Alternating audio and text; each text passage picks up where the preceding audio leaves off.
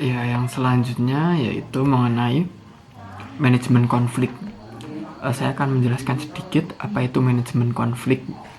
Manajemen konflik, tipe strategi dan fungsinya dalam bisnis konflik ini memang sangat rawan mengingat persaingan bisnis yang amatlah sangat ketat menjadikan konflik dalam suatu organisasi itu tidak dapat dihindarkan.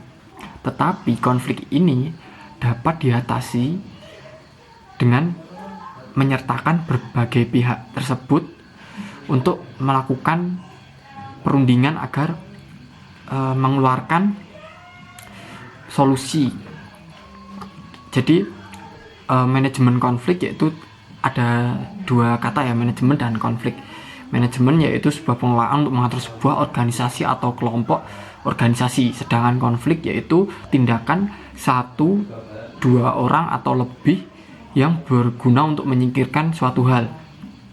Jadi manajemen konflik adalah sebuah pendekatan dilakukan serta diarahkan untuk komunikasi dengan pelaku konflik, yang mana pelaku konflik dapat mempengaruhi kepentingan organisasi tersebut. Sedangkan manajemen konflik yaitu langkah yang diambil pihak ketiga dengan tujuan mengarahkan atau mungkin menghasilkan hasil akhir berupa keputusan yang mufakat. Lalu ada tipe-tipe manajemen konflik yang harus diketahui. Di sini yang pertama yaitu ada accommodating. Accommodating ini usaha yang dilakukan dengan cara mengumpulkan informasi atau berbagai pendapat dari pihak-pihak yang terlibat konflik.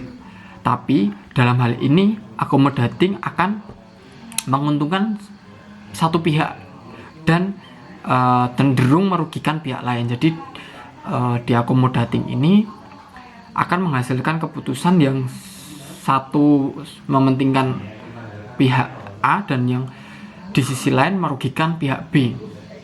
Lalu yang kedua ada avoiding. Avoiding adalah sebuah upaya untuk menghindarkan sebuah konflik agar tidak terjadi di dalamnya. Hal ini menjadi cara yang efektif untuk menghindari suatu organisasi dari suatu konflik. Lalu yang ketiga yaitu compromising.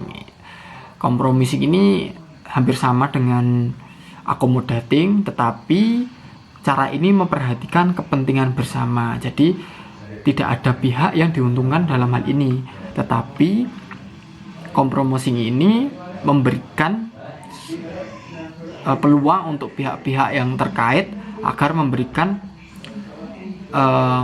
permasalahan-permasalahannya. Lalu nanti akan diberikan solusi untuk kebaikan semua pihak. Fungsi manajemen konflik pasti banyak yang bertanya-tanya. Apa sih fungsi dari manajemen konflik? Yang pertama, dapat meningkatkan kinerja dan keaktifan karyawan. Tentu saja dalam manajemen konflik mengeluarkan pendapat menjadi sarana yang tepat bagi para karyawan.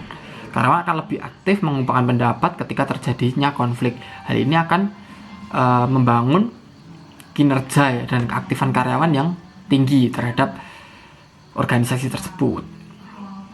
Lalu yang kedua ada fungsi untuk mengembangkan kemampuan karyawan. Nah, jika suatu organisasi tertimpa konflik, maka secara tidak langsung karyawan dan juga atasan akan melakukan solusi yang terbaik terhadap konflik tersebut.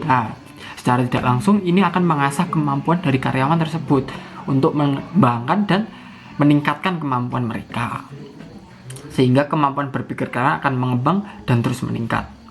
Lalu yang keempat yaitu melatih kemampuan menyelesaikan konflik.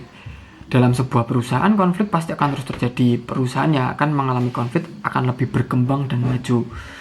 Dengan konflik yang terjadi akan membuat sebuah perusahaan semakin tahu apa yang harus dilakukan ketika terjadi suatu permasalahan dalam organisasi tersebut. Lalu yang kelima yaitu meningkatkan rasa saling menghormati. Tentu saja jika terjadi suatu konflik dalam suatu organisasi, maka akan muncul pendapat yang berbeda-beda dan menimbulkan sebuah perpecahan. Nah, hal ini menjadi tantangan tersendiri untuk karyawan bagaimana cara menghormati pendapat-pendapat antara yang satu dengan yang lain. Artinya manajemen konflik berguna untuk meningkatkan rasa toleransi antar semua pihak. Ya mungkin itu tadi ya sedikit mengenai jawaban nomor 4 saya. Terima kasih dan wassalamualaikum warahmatullahi wabarakatuh.